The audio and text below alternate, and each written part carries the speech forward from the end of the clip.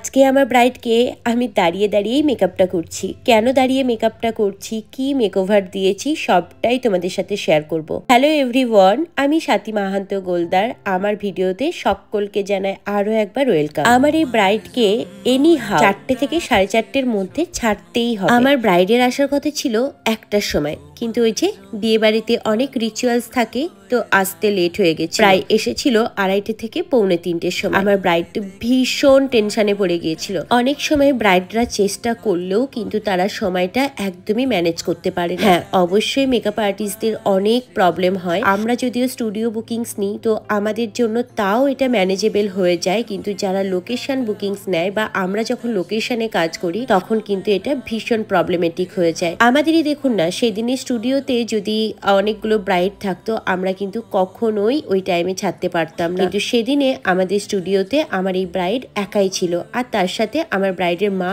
এবং বৌদির party makeover ছিল। তাই আমরা পুরো টিম মিলে চেষ্টা করেছি সময়ে কমপ্লিট করে দেওয়া। অবশ্যই আমরা সময়ে করেও দিয়েছি। এটা সবটাই ডিপেন্ড করে সময় এবং পরিস্থিতির ওপর। সেটা আমাদের মেকআপ আর্টিস্টদেরও বুঝতে হবে, ক্লায়েন্টেরও বুঝতে হবে।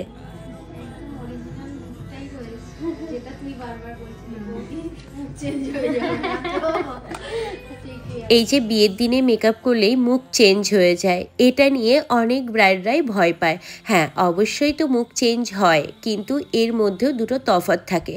একটা হয় খুব মিষ্টি লাগে, আর একটা হয় খুব ভয়ঙ্কর লাগে। হ্যাঁ, এটা মেকআপ আর্টিস্টদের কাজ দেখলেই বোঝা যায়। যখন তোমরা কাজ দেখছো তখন দেখলেও কিছুটা হলেও বুঝতে পারবে, তাই ভয় পাওয়ার কিছু নেই। যদিও এই ব্রাইড আমাকে কিন্তু একবারও কোনো রকম কিচ্ছু বলেনি, শুধু বলেছিল দিদি তোমার ওপর আমার 100% ভরসা আছে, তুমি তোমার মতো করে সাজাও। কেন কি আমার এই ব্রাইড আমাকে বুক করেছিল, সে নিজের চোখে আমার মেকওভার দেখে বুক করেছিল। সে কিন্তু সোশ্যাল মিডিয়া দেখে বুক করেনি, তার অনেক রিলেটিভ বা বন্ধু বান্ধবের মেকআপ সে দেখেছিল। কিন্তু সবার মধ্যে ওই একটা ভয় থাকে যে আমার মুখটা যদি চেঞ্জ হয়ে যায় তখন আমাকে কেমন লাগবে বা কেমন লাগবে না, এই ভয়টা সে তার বাড়ির লোকের সামনে বলেছিল। আজকে আমার এই মিষ্টি ব্রাইডের বুকিংস ছিল ultra HD air brush makeup.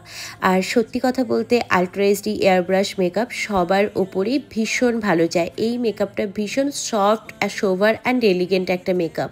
হ্যাঁ, এবার প্রত্যেকটা ব্রাইডের আলাদা আলাদা চয়েস থাকে। কেউ চায় তার স্কিন টোনটা একটু আপ করতে, কেউ চায় তার একদম ন্যাচারাল স্কিন টোন রেখে মেকআপ করতে, কেউ চায় একটু ব্রাইট করতে।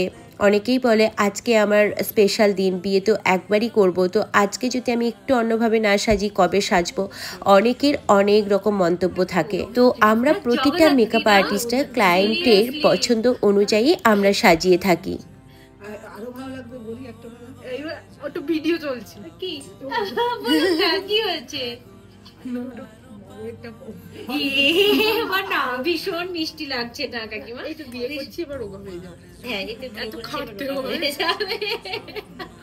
দিদি বলে সংসারে কত খাটতে হয়, আমি দেখেছি দিদির ব্লগ, দিদি কাজও করে কত তো এই তো কথা বলতে বলতে আমার ব্রাইডের মেকওভারটা কমপ্লিট হয়ে গেছে। আর দেখো আমার ব্রাইডকে কতটা মিষ্টি লাগছে, সামনে থেকে তো সত্যি চোখ ফেরানো যাচ্ছিল না। তোমরা অবশ্যই তোমাদের মতামত জানিয়ে যাবে যে তোমাদের কেমন লাগলো। আমাদের তো দেখে বারবার এটাই মনে হচ্ছিল জগদ্ধাত্রী মা আমার স্টুডিওতে বসে আছে। একদম আমরা পারফেক্ট টাইমে সবাইকে ছেড়ে দিই দুটো পার্টি মেকআপ এবং আমার ব্রাইডের মেকওভার। আর এই যে আমার ব্রাইডকে ছেড়ে দিতে যাচ্ছে এখন। তো আজকের মেকওভারটি তোমাদের কেমন লাগলো অবশ্যই জানিও, আর যদি তোমাদের ভালো লাগে এই ব্লগটিকে অবশ্যই শেয়ার করে দিও। তোমরা যারা আমার কাছে বুকিংস নিতে চাইছো আমার অফিসিয়াল নাম্বারে কন্ট্যাক্ট করে নিও। তাহলে আজকের মতো আসি, টাটা।